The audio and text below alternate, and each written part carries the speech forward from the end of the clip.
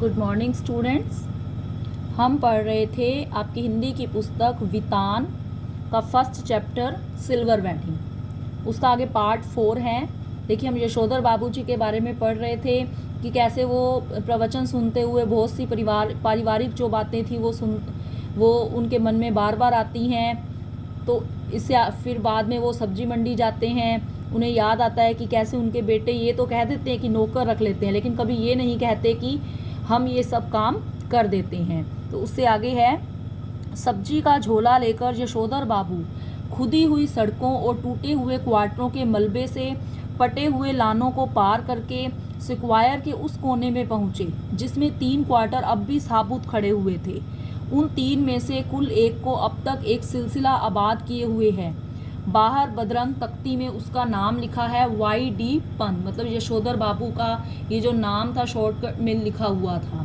तो मतलब इसमें वो बता रहे हैं कि अब वो सब्जी मंडी से सब्जी लेकर अब वो अपने घर की तरफ जाते हैं। वहाँ पर 3 क्वार्टर अभी भी थे जिसमें से एक क्वार्टर के ऊपर उनका नाम लिखा हुआ था।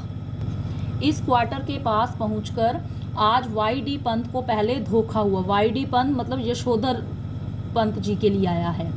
तो अब वो अपने क्वार्टर के पास पहुंचे जहां पर ऊपर लिखा था YD पंत। अब उन्हें धोखा हुआ। अब उन्हें धोखा कैसे हुआ? उन्हें लगा कि वो किसी गलत जगह आ गए हैं। क्वार्टर के बाहर एक कार थी, कुछ स्कूटर, मोटरसाइकिल, बहुत से लोग विदा ले दे रहे थे। बाहर बरामदे में रंगीन कागज़ की झालरें और गुब्बारे लटके हुए थे और रंग बिरंगी रोशनियां जली हुई थी। मतलब ये अंतिम वो घटना है जिसके आधार पर इस पाठ का नाम रखा गया सिल्वर वेडिंग। शुरू में भी आया था कि जिस दिन की ये बात की जा रही थी उस दिन उनकी 25वीं सालगिरह थी। तो जब वो अपने घर पहुंचते हैं, उनका घर बहुत सजा हुआ है। फिर उन्हें अपना बड़ा बेटा भूषण, जिसका नाम था भूषण, पहचान में आया, जिससे कार में बैठा हुआ कोई साहब हाथ मिला रहा था और कह रहा था give my warm regards to your father. मतलब उसने देखा कि उसका जो बेटा है वो उसके और भी जो मित्र हैं साथ में या गाड़ी में बैठे हुए जो भी साहब हैं वो आपस में ये बातचीत कर रहे हैं। अब यशोधर बाबूजी हैरान थे कि ये लोग कौन हैं और कैसे उनके घर के आगे खड़े हुए हैं। यशोधर बाबू ठिठक गए, मतलब रुक गए। उन्होंने अपने से पूछा, क्यों आज मेरे क्वार्टर में यह क्या हो रहा होगा? उसका जवाब भी उन्होंने अपने को दे दिया, जो करते होंगे यह लोंडे मोंडे, इनकी माया यही जाने। कि वे खुद से ही प्रश्न करते हैं कि आज मेरे क्वार्टर में क्या हो रहा है, फिर खुद से ही वो आंसर दे देते हैं कि ये जो मेरे लड़के हैं इनकी माया यही जाने कि कुछ ना कुछ ऐसा किया होगा जो उन्हें बताया नहीं। अब यशोधर बाबू का ध्यान इस ओर गया कि उनकी पत्नी और उनकी बेटी भी कुछ मेम साहबों को विदा करते हुए बरामदे में खड़ी है। लड़की जीन और बगैर बाह का टॉप पहने हैं। यशोधर बाबू उससे कई मर्तबा कह चुके हैं कि तुम्हारी यह पतलून और सैंडो बनने वाली ड्रेस मुझे तो समहाउ इम्प्रॉपर मालूम होती है, लेकिन वह भी जिद्दी ऐसी है कि इसे ही पहनती है। और पत्नी भी उसी की तरफदारी करती है, कहती है वह सिर पर पल्लू वल्लू मैंने कर लिया, बहू तुम्हारे कहने पर समझे, मेरी बेटी वही करेगी जो दुनिया कर रही है। पुत्री का पक्ष लेने वाली यह पत्नी इस समय ओठों पर लाली और बालों पर खिजाब लगाए हुए थी, जबकि ये दोनों ही चीज़ें आप कुछ भी कहिए यशोधर बाबू को समहाउ इम्प्रॉपर ही मालूम होती हैं। अब अपनी पत्नी और अपनी लड़की को जब वो देखता है, उनके जब पहनावे को देखता है, तो ये सारी बातें उन्हें समहाउ इम्प्रॉपर ही दिखती हैं, मतलब कि अनुचित लगती हैं। आधुनिक किस्म के अजनबी लोगों की भीड़ देखकर यशोधर बाबू अंधेरे में ही दुबके रहे। उनके बच्चों को इसलिए शिकायत है कि बब्बा तो LDC टाइपों से ही मिक्स करते हैं। जब कार वाले लोग चले गए तब यशोधर बाबू ने अपने क्वार्टर में कदम रखने का साहस जुटाया। कि पहले तो वो वहीं कहीं अंधेरे में छुपे रहे। जब उन्होंने देखा कि सब लोग मोस्टली चले गए हैं, फिर वो वहाँ आए। भीतर अब भी पार्टी चल रही थी। उनके पुत्र पुत्रियों के कई मित्र तथा उनके कुछ रिश्तेदार जमे हुए थे। मतलब कुछ लोग जा चुके थे और कुछ रिश्तेदार या उनके मित्र वगैरह अभी वहीं पर पार्टी कर रहे थे। उनके बड़े बेटे ने झिड़की सी सुनाई, मतलब थोड़ा झिड़कते डांटते हुए कहा कि बब्बा आप भी हद करते हैं। सिल्वर वेडिंग के दिन 8:30 बजे घर पहुंचे हैं। अभी तक मेरे बॉस आपकी राह देख रहे थे। मतलब कि जो उनके घर में जो भी पार्टी चल रही थी वो किस लिए चल रही थी? क्योंकि उनकी सिल्वर वेडिंग थी यशोधर बाबूजी की। हम लोगों के यहाँ सिल्वर वेडिंग कब से होने लगी है? यशोधर बाबू ने शर्मीली हंसी हंस दी। जब से तुम्हारा बेटा 1,500 माहवार मतलब 1,500 महीने का कमाने लगा तब से।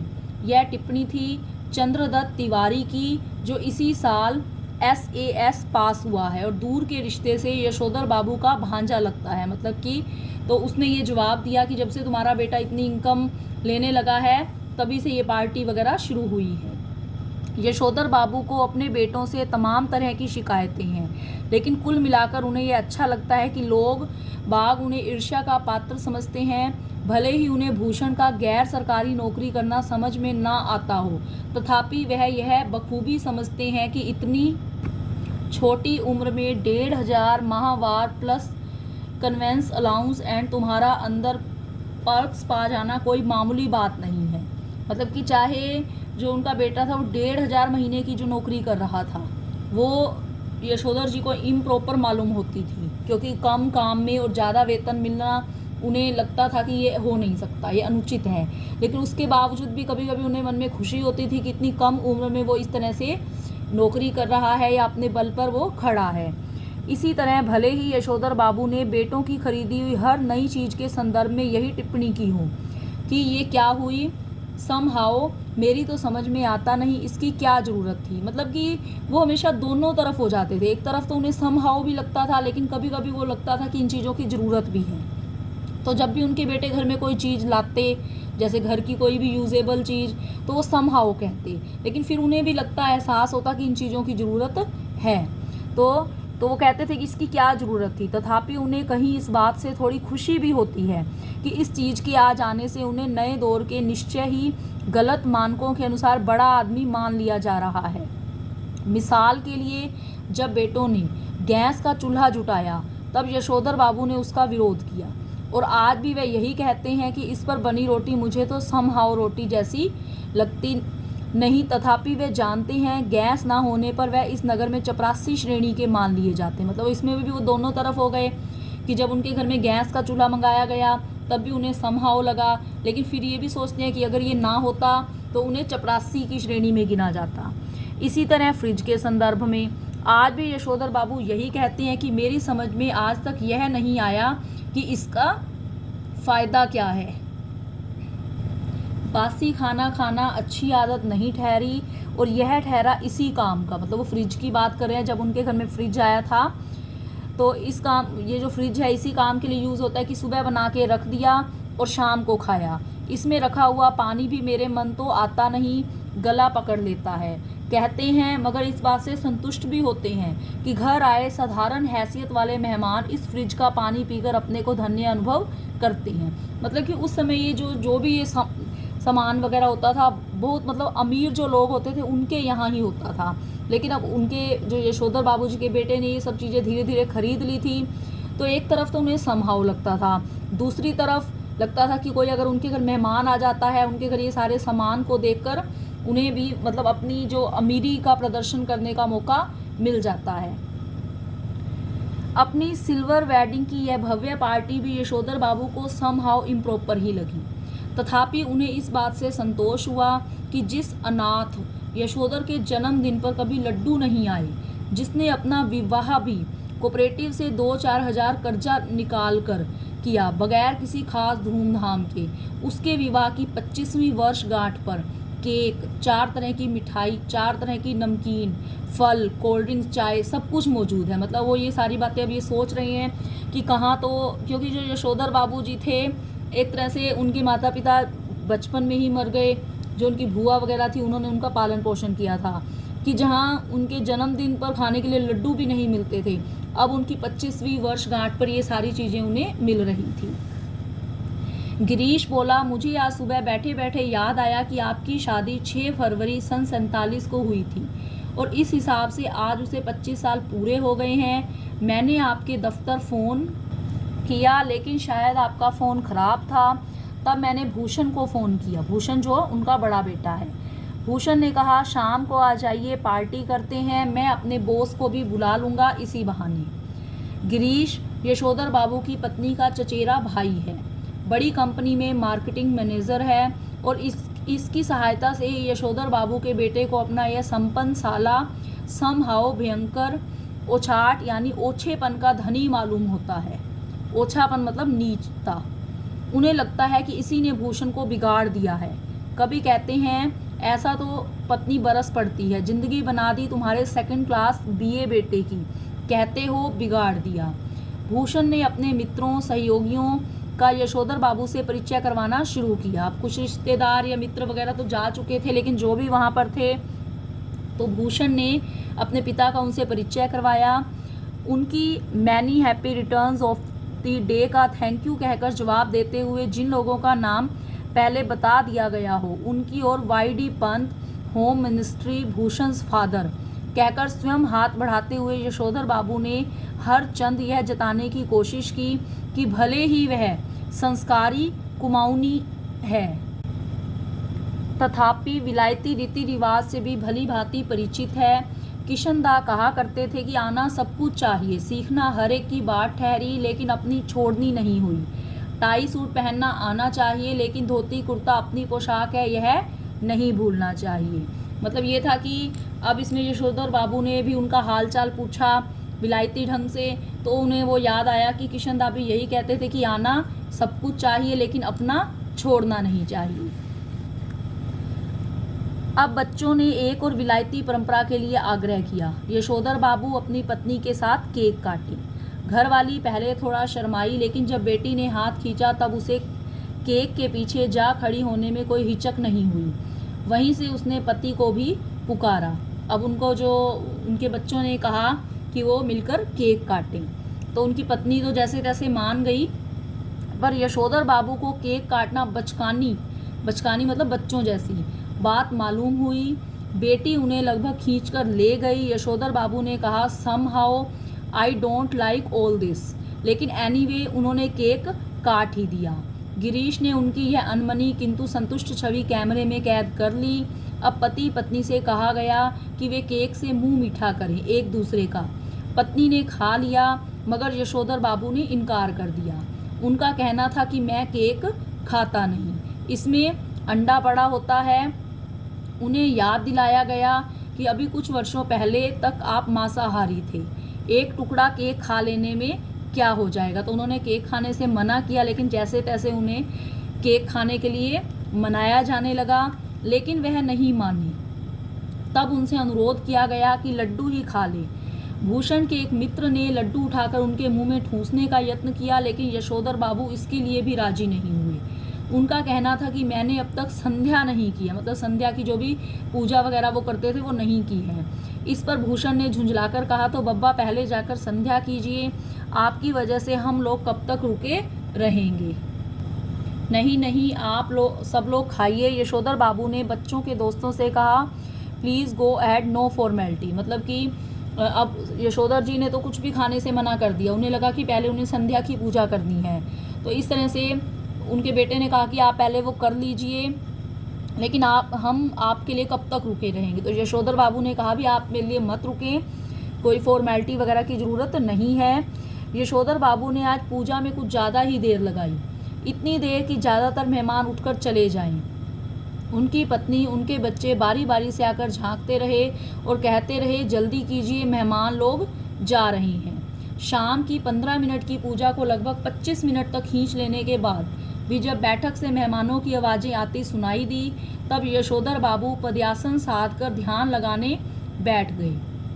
वह चाहते थे कि उन्हें प्रकाश का एक नीला बिंदु दिखाई दे, मगर उन्हें किशनदा दिखाई दे रहे थे। मतलब वो संध्या करने बैठ तो गए, लेकिन कहाँ 15 मिनट की रोज़ करते थे, आज वो 25 मिनट से भी ज़्यादा हो गए। वो यही प्रतीक्षा कर रहे थे कि मेहमान वगैरह चले जाएं। तो उन्होंने प्रयास किया कि उन्हें कुछ मतलब परम सत्ता परमात्मा कुछ ऐसा अस्तित्व दिखाई दे, लेकिन उन्हें फिर वो किशनदा ही याद आने लगे। यशोधर बाबू किशनदा से पूछ रहे थे कि जो हुआ होगा से आप कैसे मर गए, क्योंकि जब किशनदा की मृत्यु पर यशोधर बाबू ने किसी रिश्तेदार से पूछा कि इनको क्या हुआ, तो उन्हें ये जवाब मिला कि जो हुआ होगा। किशनदा कह रहे थे कि भाऊ सभी जन इसी जो हुआ होगा से मरते हैं, गृहस्थ हों, ब्रह्मचारी हों, अमीर हों, गरीब हों, मरते जो हुआ होगा से ही हैं। मतलब कि कुछ भी हुआ हो, कहने का मतलब मर गए। हाँ हाँ, शुरू में और आखिर में सब अकेले ही होते हैं। अपना कोई नहीं ठहरा दुनिया में, बस अपना नियम अपना हुआ।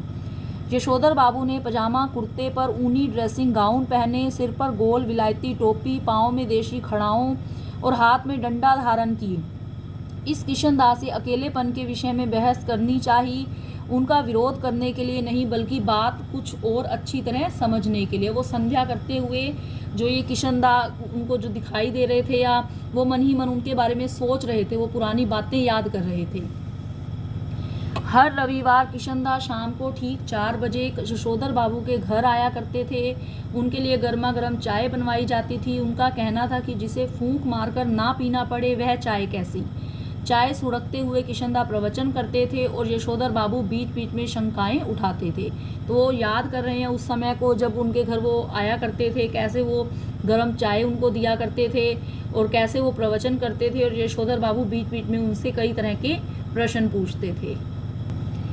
यशोधर बाबू को लगता है कि किशनदा आज भी मेरा मार्गदर्शन कर सकेंगे और बता सकेंगे मेरे बीवी बच्चे जो कुछ भी कर रहे हैं उसके विषय में मेरा रवैया क्या होना चाहिए। तो वो सोचते हैं कि वो किशनदा से ही पूछे कि मेरे बीवी बच्चे जो भी ये सालगिरह वगैरह मना रहे हैं, जो भी ये मॉडर्न टाइप का जीवन जी रहे हैं, कि इनके प्रति मेरा क्या रवैया होना चाहिए, मतलब मेरा क्या व्यवहार होना चाहिए।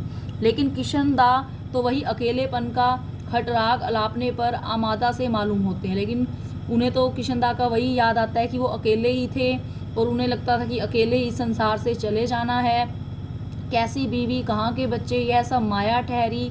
और यह जो भूषण आज इतना उछल रहा है वह भी किसी दिन इतना ही अकेला और असहाय अनुभव करेगा जितना कि आज तू कर रहा है। मतलब आज उसके बच्चे, चाहे उनके विचार जो थे वो अलग अलग थे, चाहे वो पार्टी तो कर रहे थे, उनकी सालगिरह तो मना रहे थे, लेकिन यशोधर बाबूजी खुद को अकेला और असहाय ही अनुभव कर रहे थे।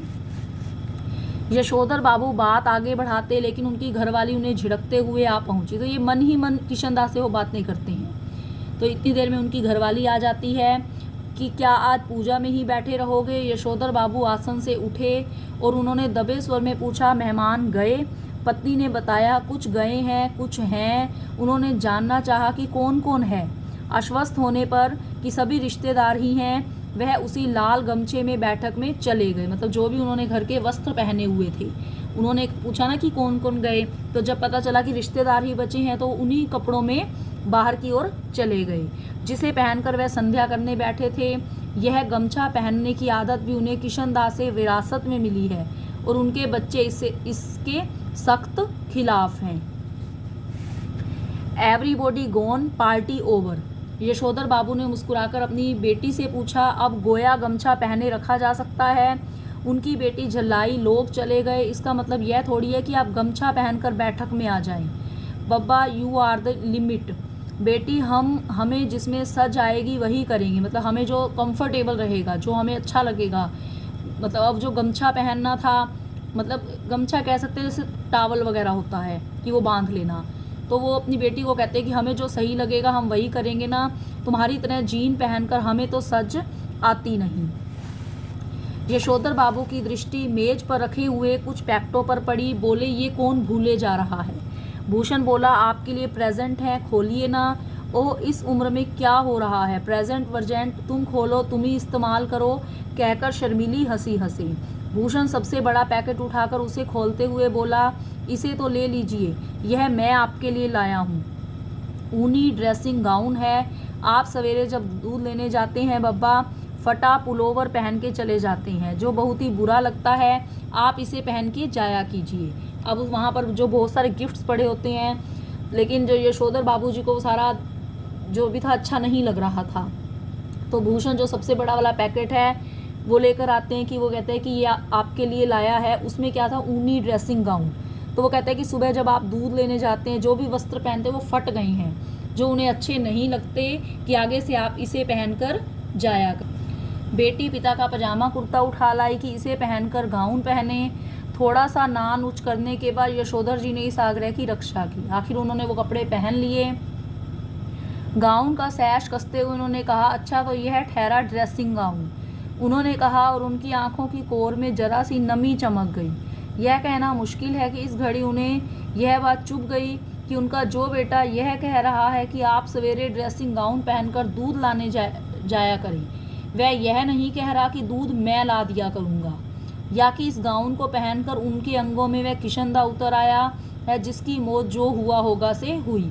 तो उन कपड़ों को पहनकर, उस गाउन को पहनकर जो यशोधर जी की आंखें नम हो गई थी, अब उन्हें नहीं पता चल रहा था कि वो किस लिए नम थी, कि शायद उन्हें ये बात चुभ गई कि उनके बेटे ने ये तो कहा कि ये कपड़े पहनकर आप दूध लेने जाया करें, लेकिन उसने ये नहीं कहा कि दूध मैं ला दिया करूँगा, भी मतलब आप आराम करें। दूसरी बात, शायद से जो किशनदा थे वो भी इसी तरह का गाउन पहना करते थे जिनकी मौत जो हुआ होगा से हुई। तो इस तरह से हमने इस पाठ में पढ़ा कि जो बड़े बुजुर्ग होते हैं उनकी अपनी सोच होती है, अपने विचार होते हैं, लेकिन जो आजकल के बच्चे हैं, मतलब ये भी नहीं है कि वो बिल्कुल ही उनकी बातें ना मानें। जो बातें सही होती हैं, जो उनका एक्सपीरियंस कहता है, उन बातों को हमें मानना भी चाहिए। और जो बड़े हैं उन्हें भी चाहिए कि आज का जैसे दुनिया बदल रही है कि उनकी तरह बदलना भी चाहिए।